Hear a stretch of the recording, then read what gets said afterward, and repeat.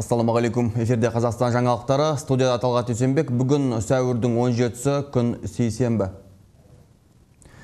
Шетпедегі қанды оқиға бойынша сот бүгін Ақтау қаласындағы оралмандарды бейімдеу орталығының ғимаратында басталды. Қылмыстық іс бойынша басталған сот процесіне 12 айыпталушы қатысып жатыр. Істе 19 адам жәбірленуші ретінде көрсетілген, олардың 7-еуі заңды тұлға. Ал куәгерлердің жалпы саны әзірге 54 адам. Шетпе бойынша сот процесі жанжалмен басталды. Айыптаушылардың екеуінің адвокаты болмаған, біреуінің адвокаты Ақтауда осы процеспен қатар өтіп жатқан Жаңаөзен ісі бойынша сотта қорғаушы болғандықтан бұнда келе алмаған. Ал екіншісі бір адвокат іс сапарына байланысты қатыса алмаған айтылды. Бұл екі айыпталушыға жаңа адвокат тағайындалған. Олар іс материалдарына танысып үлгермегендігін айтып, сот отырысын басқа уақытқа жылжытуын сұрады. Бірақ судья Бердібек Мырзабеков одан бас тартып процесті бастап кеткен. Осыған келіспеген айыптаушылар қарсылық ретінде сотқа қатысудан бас тартты. Соған байланысты оларды сот өтіп жатқан бөлмеден шығарды. Бұл әрекетті заңсыз деп таныған жиналған жұрт та өз наразылықтарын ашық білдіріп, ғимараттан шығып кетті. Шығып кеткен адамдарға ұқсап.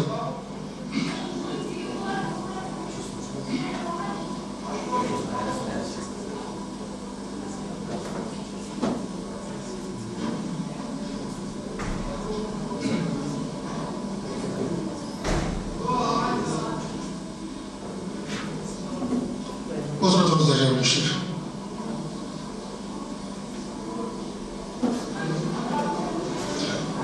Сот процесіне қатысушылар қалыңыздар, шамның алдында бақсат қатыспайын.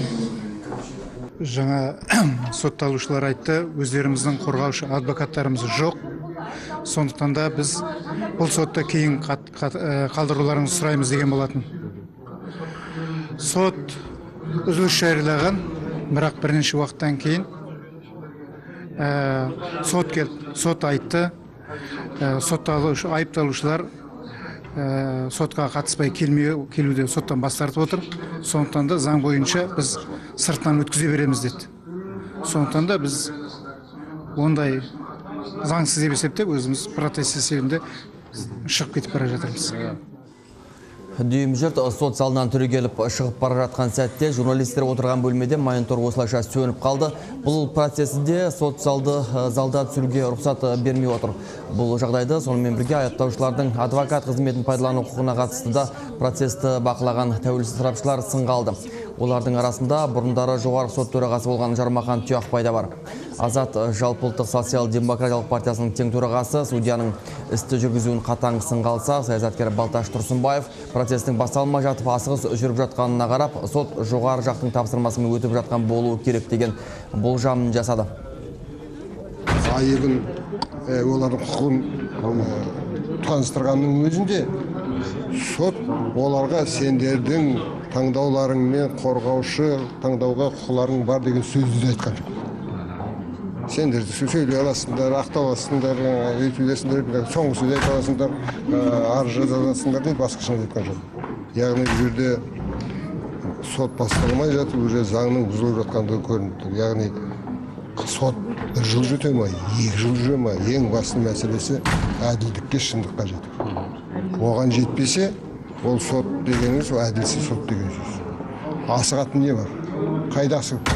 Соттаушың ба, қамаушың ба? А так просто есть судья. Судья, сосын прокурорлар тобы отыр. Бәрі қосылып сот жасамақшы. Соншалықты олар неге асығып жатыр? Мысалға алайық, судьяның өзі сот процесін 1 жылға соза алады, немесе 2 жыл. Не асығыстық бар? Олар сонда сотты тез аяқтап, жоғары жаққа есеп берулер керек пе? Біз бұндайды бәріміз білеміз. Проводить. А что за спешка?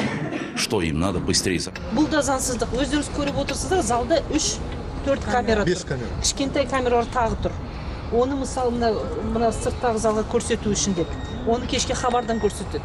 Ол техникалық құралдың қандай айырмашылығы бар? Анауда камера, мынауда камера. Егер операторға, мысалы мына Карплюстың операторына залда сізге мына орын белгіленді, сіз осы орыннан қозғалмай түсіріңіз, бірақ сот жүрісіне, сот барысына кедергі жасамаңыз десе, ол соны орындайды ғой. Ол залда түсіп, залда тұрып құқығын түсіруге құқылы. Яғни бұл шектеу. Бұл да тағы мемлекет тарапынан, сот тарапынан шектеу болып отыр. Естеріңізге сала кетейін, шетпедегі бас көтерулер Жаңаөзен оқиғасынан ертесіне, яғни 17 желтоқсан күні болған еді. Тұрғындар көршілес қаладағы қанды оқиға кезінде халыққа оқ атуына қарсылықтарын темір жолды жабу арқылы білдіріп, әскердің аймақтан шығарылуын талап еткен еді. Бірақ сол кезде бас прокуратура шетпедегі бұл оқиғаны 50-ге жуық бұзақы тепловозды өртеп, вагондарға жанармай құйылған шөлмектерді лақтырды, дүкендерді таспен қиратты деп ресми ақпарат таратқанды. Ресми мәліметте сондай-ақ полиция қызметкерлері қылмыскерлердің әрекетін тоқтату кезінде олардың шабуылына ұшырап делінеді. Сол себепті құқық қорғаушылар қару қолдануға мәжбүр болды деп ақталды. Шетпедегі оқиға нәтижесінде бір адам оқтан қайтыс болды, 11 адам жараланды. Жергілікті темір жолда өрт сөндіру қызметінде істеген сержант Төребек Төлегенов полиция бұйрығын орындаудан бас тартып, тұрғындар жағына шыққаны үшін оққа ұшты. Полиция оны бұйрыққа бағынбаған үшін атылғанын журналистер алдында ашық мойындады. Азаматтық қоғам өкілдері Төребек Төлегеновты халық қаһарманы атағына ұсынғанда болатын. Бұл уақытта Жаңаөзен ісіне қатысты сотта Ақтауда жалғасып жатыр. Бұл жолда айыпталушылар тарапынан полицейлер әрекетіне наразылық білдірілді. Сотталушылардың барлығы дерлік тәртіп сақшыларының өткен жылдың 16 желтоқсанында және одан кейінгі тергеу кезінде көрсеткен зорлық зомбылығын айтумен болды. Жауап беру сәтінде сотталушы Парахат Дүйсенбаев та тергеу барысында полицейлердің өзін ұрып соғып қинаған жеткізді. Оның айтуынша, мұндай бассыздықтардың бәрі уақытша тергеу абақтысы бастығының көзінше болған. Яғни ол да келіп, осы сотта куәлік берсін дейді Парахат. Сондай-ақ ол Маңғыстау облыстық ішкі істер департамент өкілі Ұлықбек Мылтықовтың менің бұйрығым бойынша аттыңдар деген сөздерін өз құлағымен естідім деуден танар емес. Яғни мына тар қамауда ешкімді өлтірмеген біз емес, қолдары қанға малынған солар отыруы тиіс. Ең бірінші сондай зәрлі бұйрық берген Мылтықов жауапқа тартылуы керек дейді Парахат Дүйсенбаев. Ол полицейдің біз тек аспанға аттық деген уәжіне осылай болса, осыншама адам неге қырылып қалды деп қарсылық танытып отыр. Сотталушы Мамбаев, по моей команде на поражение огонь деген қандай мақсатпен айттыңыз? Ондай ешкім айтқан жоқ. Сен өзің аузыңнан шыққан сөзсің. Енді сұрақ қойдым, жауапты алдыңдар. Тыңдаңыздар. Жаңаөзенде бейбіт халыққа оқ атып, қызмет бабын асыра пайдаланды деп айыпталған полицейлер соты сәуірдің 27-сінде басталады. Ақтау қаласындағы мамандандырылған ауданаралық сот ғимаратында өтетін процесті Ақтау қалалық сотының судьясы Гүлмаржан Әділ Сұлтани қарайтын болады.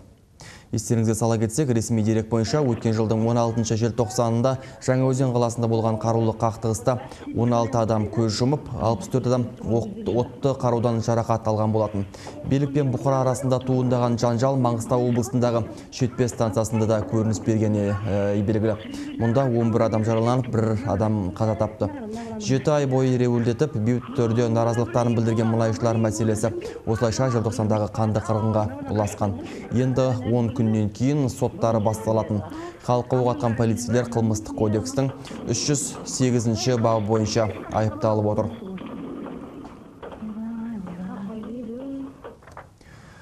Бұл уақытта ақпарат құралдарында саясаткер Серік Сапарғали мен Владимир Козловтардың жабық тергеліп жатқан ісінің жаңа жайттары жария болды. Республика порталының редакциясына келіп түскен хат осыны айғақтайды. Портал оқырманы жария еткен мәліметке сенсек, билік оппозиция өкілдеріне қатысты жаңа құйтұртқы әрекеттер дайындап жатыр. Қазақстанның барлық арнайы қызметі күш біріктіре қимылдайтын бұл операция барысында Серік Сапарғали мен Владимир Козловтарға қарсы куәгерлер іздеуге кірісіп кеткен. Осылайша оларды ақылға сыйымсыз қылмыстарға кінәлі етіп шығармақ дейді портал оқырманы. Биліктің бұлайша жанталасуына Ақтауда өтіп жатқан ашық сотта сотталушыларға тағылған айыптардың елдің көзінше еш қабыспай, көбісі сөгіліп жатқаны түрткі болғанға ұқсайды. Сондықтан да Ақорда бұл қос саясаткердің ісін Алматыда болмай қалды деп жаһанға жар салған терактілерге қосып, жабу өткізетін болады деп топшылай республикаға келіп түскен хат авторы. Мұндай қисыммен қамаудағы азаматтардың жақтастары да келіседі, өйткені Алматы қаласындағы Алмалы аудандық соты күні кеше оларды қамау мерзімін тағы бір айға ұзартқан болатын. Основная задача – это изолировать и Владимира, и Серика. Биліктің бүгінде көздеген басты мақсаты Серік Сапарғали мен Владимир Козловты қоғамнан барынша оқшаулау. Неге? Өйткені мұндай еркін ойлы азаматтар билік басындағыларға ұнамайды. Тіпті олардың мазасын қашырады десек те болады. Өйткені бұл екеуі қазіргі билік басындағылардан әлде қайда мықты. Яғни олардың саяси бақталастары болып табылады. На данном этапе являются Еуропалық кеңестің Қазақстандағы адам құқығы туралы тыңдаулары қоғам белсенділері Жанболат Мамай мен Болат Атабаев өтетін болды. Өткен жұмада олар өздерінің тергеушілеріне Еуропарламенттің Варшава мен Брюссельде өтетін сессиясына жіберу туралы өтінішін жасаған. Бұл сұраққа қатысты билік тарапынан ресми жауап берілмегенімен оппозиция мүшелеріне шетелге шығуға тыйым салынаты туралы ауызша ескерту берілген. Олардың кетуі бұл мынау Қазақстан жаңағы тергеу тобына, Қазақстанның ұлттық қауіпсіздік комитетінің тергеу тобына қысым болуы мүмкін, Қазақстанға келмей қалуы мүмкін, басқа да себептері бар деген сияқты сылтаумен бізді елден шығармау туралы осында шешім қабылдады. Бірақ біз бәрібір оған қатысуға тырысамыз.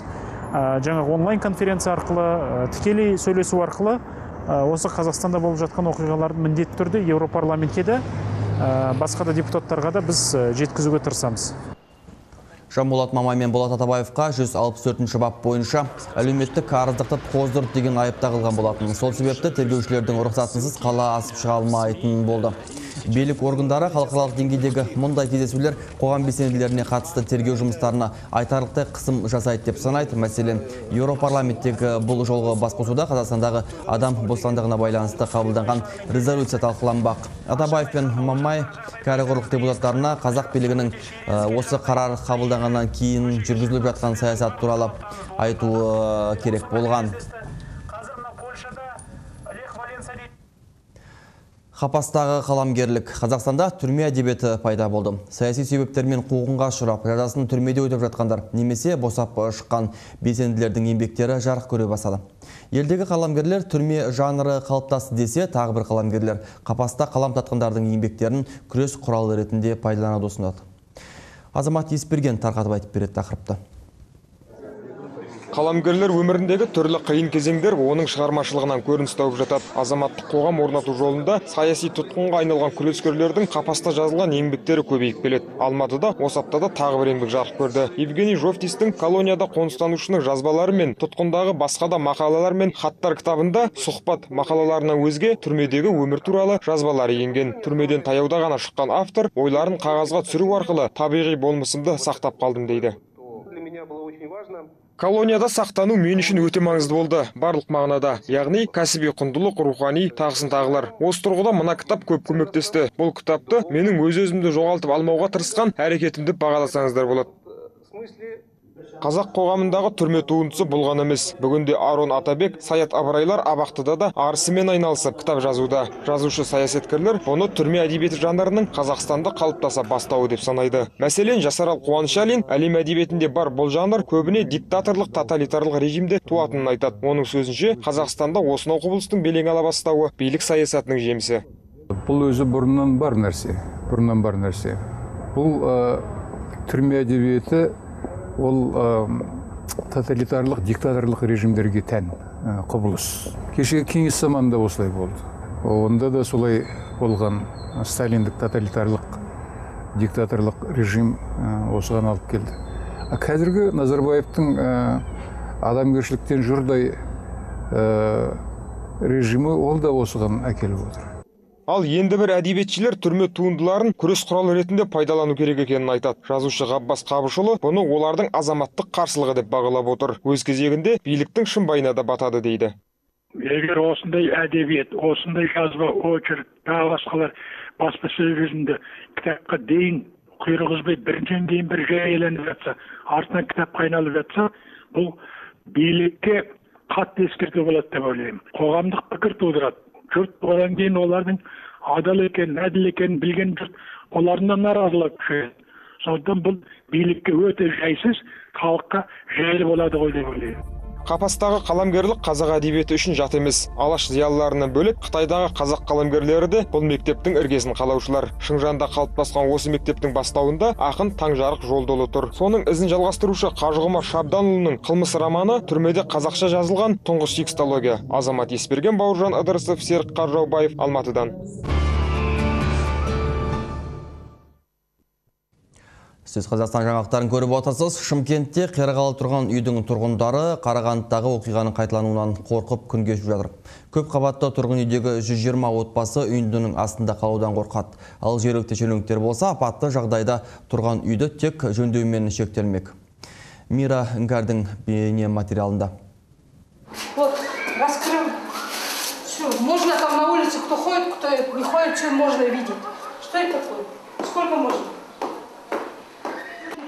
Қала орталығындағы көп қабатты үйдің тұрғындары күн сайын үреймен күн кешуде. 5 қабатты үйдің қабырғасы қайысып, іргесі жермен жексен болуға жақын. Жарылған үйді мекен еткен жұрттың 6 жыл ішінде бармаған жері қалмапты. Айтуларынша үйдің осындай кейіпке түсуіне жақын жердегі жол құрылысы кесірін тигізген. Жолдарды жөндеген ауыр техника көп қабатты үй қабырғасының сөгілуіне себеп. Үйдің жарылуы 5-ші қабатқа дейін жеткен. Мы забеспокоились и стали бегать по всем инстанциям. Біз 2008 жылдан бері бармаған жеріміз жоқ. Нұр Отанға да бардық, аудандық, қалалық, облыстық әкімдіктерге де бардық. Барлық мекемелердің есігін тоздырдық. Төтенше жағдайлар қызметкерлері де келіп көрді. Барлығы да уәде береді. Болды, сонымен кетеді. Осылайша 4 жыл өтті, ешқандай көмек жоқ. Вот уже какой год. Ал құрылысшылар болса жардың жарылуына жертөлеге жиналған су әсер берген деп отыр. Содан үйдің іргетасы отырған дейді. Мердігер мекеме апатты жағдайда тұрған үйді тек жөндеумен ғана шектелмек. Оның өзінде алдымен қалалық сәулет құрылыс бақылау бөлімі рұқсат беруі тиіс. В подвале постоянно накапливается вода, может быть от отопления, может быть от канализации или может быть от водопроводных сетей. Поэтому она сел и, соответственно, нарушился это самое сейсмическое уплотнение грунта, и она трещины в 5-м подъезде и соединили части между двумя домами.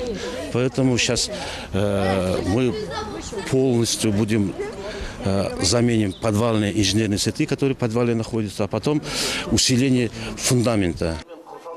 Десекте 120 отбасы мекен еткен үйдің тұрғындары көп қабатты үйге күрделі жөндеу көмектеспейді деп отыр. Олар тіпті беймезгіл уақытта үй құлап үйіндінің астында қалмаймыз ба деп қорқады. Қалай десекте күрделі жөндеу жұмыстары жақын күндері басталуы мүмкін, ал алаңдаған тұрғындарға көнуден басқа амал болмай тұр. Құрылысшылар үй құлайды дегенге басқа тұруға негіз жоқ деп басу айтуда. Мейрам Гәрілдар Жүнісханов, Шымкент, Қазақстан. Елімай Елисейский поля үлескерлері бүгін тағы да Жетісу жаңа құрылыс мекемесіне өз баспаналарын талап етіп келді. Олар осыған дейін 17 сәуірде Алматы қаласы әкімдігінің алдында митинг өткізуді сұрап арызданған болатын, сұраныстарын билік құптамаған. Елисейские поля тұрғын үй кешені Алматы облысы Қарасай ауданында қарасты болғандықтан өтініш сұрақтар жергілікті басқарушы органға қойылсын. Жоғарыда айтылған себеп бойынша сіздерге митинг өткізуге рұқсат берілмейді деген. Қазақстанның бұрынғы премьер-министрі Сергей Терещенконың аты жиі естілетін жанжалда Казкоммерц инжиниринг үлескерлері бұл мекеменің алдына осы жылдың өзінде 5-ші рет жиналып отыр. Құрылысы аяқталмаған баспаналарын 7 жылдан бері даулап жүр. 100%-ға жинап берген ақшаларын Терещенко Казкоммерц инжинирингтің қамаудағы бұрынғы директоры Оразбаев есімдермен байланыстырады. Үлескерлерге әр келгендерінде осы мекемеден өкіл шығып, халықты 1 немесе 2 аптаға тыныштандырып кетеді. Осы жолы компания директоры өткен аптада Алматы облысын аралаған премьер-министрдің орынбасары Серік Ахметовтың сөзін айтып, үлескерлерді тағы да 2 аптаға тыныштандырғандай болды. Серік Ахметов бірден қалған бөлікті аяқтауға жететін 5 миллиард 288 миллион қаржыны бөлу қажет деп айтты. Бұл келісім кезіндегі қаржының жартысы. Себебі қалған бөліктердің жұмысы аяқталып қалған. Сәуірдің 28-іне белгіленген республикалық қарсылық күні митингіне қатысатындар саны артып келеді. Осыған орай бүгін Алматыда өткен баспасөз мәслихатында наразылық акциясына қосылатындар осылай деп мәлімдеді. Біз митингке бейбіт мақсатпен шығамыз. Биліктің рұқсат бергені дұрыс еді. Мына жерде отырған бізді қайтара алмайды, шығамыз. Билікке көңіл толмайтын түйткілдерді айту мүмкіндігін жіберіп қойып отырмаймыз. Біз құқықтық дамыған ел болсақ, заңды құзырлы органдар рұқсат берулері керек. Қазақстан халықаралық конвенцияға қол қойған, ол бойынша азаматтар бейбіт жиналып пікірлерін білдіруге құқылы. Жетер, жеткілікті. Алматыдағы Абай ескерткішінің маңында делінген митингтің басты ұраны осындай болады. Республикалық қарсылық қосылған қоғам белсендісі Қанағат Такеева халық наразылығы Жаңаөзен оқиғасынан кейін күшейіп кетті деп санайды. Белсенділер қарсылық жиыны бейбіт өтеді деп отыр. Олар азаматтарды акцияны қолдауға шақырды, дегенмен бұл жолда полиция көшеге шыққандарды тұтқындауы мүмкін екендігін ескертті. Алайда митингке бет алған белсенділер бұдан сескенбейміз деп мәлімдеді. Қазақстан билігі өзінің демократиялық маскасын шешіп, жастарға қатысты, үлкендерге қатысты, жалпы қазіргі қоғамға деген өз пікірін білдіруге ұмтылған азаматтарға қарсы репрессия бастағаны осы фактілер айқын дәлелі. Жас азамат ретінде жеке мен айтам, мен 28 күні митингқа барамын, қамаудан да басқадан да қорықпаймыз, себебі біз қазіргі қоғаммен барлығы тоқтап қалмайтынын білеміз. Ауыл шаруашылығы министрлігінде қордаланған мәселе өте көп. Осылай деп мәлімдеген Асылжан Мамытбековтің айтуынша, оның ішінде министрлікті өзіне дейін басқарып кеткендерден қалған проблемаларда жетіп артылады. Тағайындалғанға 1 жыл толуына орай болса керек, бүгін Асылжан Мамытбеков журналистерге арнайы брифинг өткізді, министрліктің жұмысына есеп берді. Бұл ретте рекордтық көлемде жиналған бидайдың қызығын көріп отырмыз деп ерекше екпінмен атап өтті. Естеріңізде болса, өткен жылы Қазақстан 26 миллион тоннадай астам астық жинаған болатын. Министрдің мәліметінше, қазір қазақ елі бұл бітік шыққан бидайдың ай сайын 1 миллион 400 мың тоннасын экспортқа шығарып, бұрын соңды болмаған пайдаға кенеліп отыр. Мамытбековке соңғы кездері сіздің отставкаға кетуіңіз жайлы мәселе жиі айтылып жүр. Осындай әңгімелерді жалпы сынды қалай қабылдайсыз деген сұрақ қойылған еді. Бұл жерде біздің саламызда жиналып қалған проблемалар өте көп. Оны шешу керек, бірақ оны шешу ол оңай емес. Қалыптасқан біреулердің өздерінің интерестерлері бар, біреулердің қалыптасқан тәжірибелер бар. Оның бәрін қазір өзгерту оңай жұмыс емес. Қазақстан Республикасына қызмет етемін. Бүгін осылай ұрандатқан 130 өрен Астанадан әскерге аттанды. Олардың арасында Марат Тоқтарбек те бар. Колледжі тамамдаған жас маман болашағым үшін әскери билет бәрібір керек қой деп ой бөлісті. Отан алдындағы борышты өтеуде маңызды міндетім дегенді қоса жеткізген бозбаланың айтуынша, қазір жастар арасында әскерге бармау ұят саналады екен.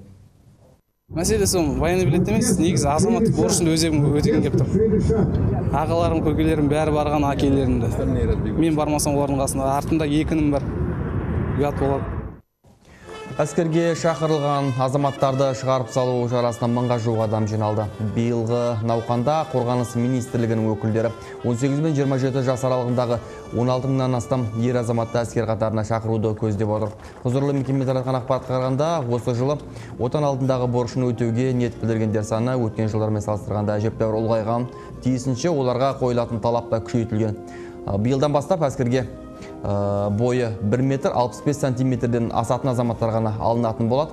Астана қаласы қорғаныс департаменті бастығының орынбасары Еркінбек Байболовтың айтуынша, қазір әскерде темірдей тәртіп орнаған, яғни баласын борышын өтеуге шығарып салып тұрған ата-аналарға олардың болашағы үшін алаңдауға еш негіз жоқ дейді ол. Оның бәрі алып қашпа сөз, дедовщина дейді жаңағы әскерде әлім жеттік.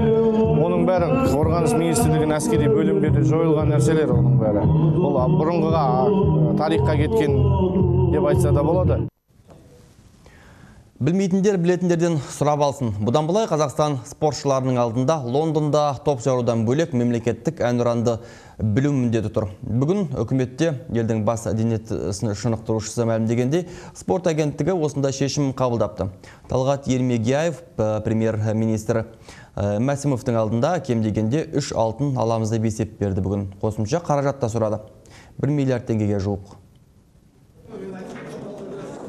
Талғат Ермегияевтің айтуынша, Кувейттегі спорт бәсекесінде әнұранды шатастыру оқиғасы осындай қатаң шешім қабылдауға түрткі болған. Енді міне ресми органнан ресми жарлық. Гимнге байланысты қазір онда баяндап өттім. Агентствоның приказы шыққан, жаңағы әр спортсмен, әр жаңағы тренер, біздің жаңағы құрама командаға оның спортшылары жаңағы біздің әнұранымызды білетін болсын жатқа. Кувейттегі жағдайға қатысты Қазақстан тарапынан кінәлілер анықталып, жазаларын тартты дейді төраға. Елдің абыройын айрандай төккен оқиғаға айыпты деп танылған отандастарымыз ауыр жазадан аман. Алайда спорт агенттігінің төрағасы тақылеттес жағдайдың қайталануы мүмкін екендігін жоққа шығармайтын сыңай танытты. Лондонда бұндай жайт болып жатса, спортшылардың не істеу керектігі туралы нұсқау да бар. Бұдан былай. Тренерге жаңағы строгий выговор бердік. Менің орынбасарыма ескерту бердім. Ендігі жаңағы әр жағына шара қолданатын, ол деген әр спортшыларымыз жаңағы біз жаңағы подиумға шыққан кезде, медаль алатын болған кезде, жаңағы бұл жерде жаңағы подиумнан түспейді. Өйткені деген алтынды алып тұрған адамды кейін алтын қайтын федерация алып алуы мүмкін. Бірақ қолын жүрегіне салмай, жаңағындай туға ғана қарап тұрады. Егер де сондай жағдай туып қалса. Ермегиев мырза үкіметте баяндады бүгін. Кем дегенде 3 алтын алып, алғашқы 30-дықтан көрінеміз деп. Айтуынша боксшылар мен балуандардан үміт көп. Лондонда олжа салған отандық спортшыларға берілетін жүлдені де анықтап қойыпты. Тұманды альбионда өтетін басты спорт додасында топ жарған спортшы $250 мың алады. Екінші орынға $150 мың. Қола жүлдегер $75 мың алса, төртінші орын иесіне $30 мың. Бесінші сатыдан көрінгендерге 10 және алтыншы орын иеленгендерге $5 мың. Спорт шенеуніктерінің айтуларына қарағанда Қазақстан спортшыларының Лондонға баратын бюджеті $2 миллиард айналасында. Ермегиев бүгін қосымша $1 миллиардқа жуық теңге сұрады самұрық қазынадан. Қосымша қаражат жанкүйерлер киімі, допинг орталығын құру және спортшылардың сауыт саймандарына жұмсалмақ. Кәрім Мәсімов ақылдасайық, сосын шешім қабылдаймыз деп қысқа қайырды. Естеріңізге сала кетейік, спорт әлемінің басталаманына тұп-тура 100 күн қалды. Жапар Төре, Сәкен Айсенов, Астана, Қазақстан. Бүгінгі күннің маңызды оқиғалары туралы тілшілер дайындаған жаңалықтарды көрдіңіз. Бізден ақпарат күтіңіз.